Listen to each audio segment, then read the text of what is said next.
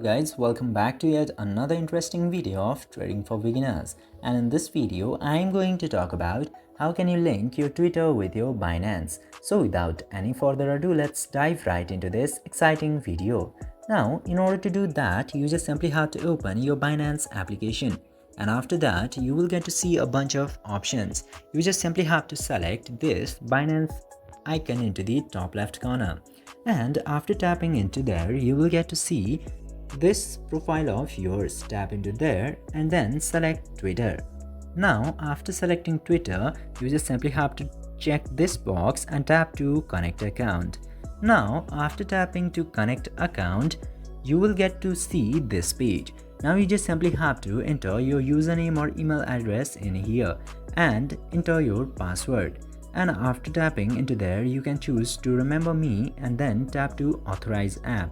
Just simply do this process. And after doing that, it will show this type of screen into your phone, and your Twitter will successfully be linked with your Binance.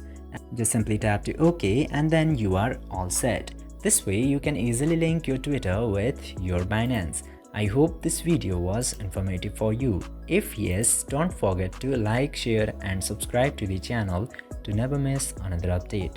Thank you for watching the video.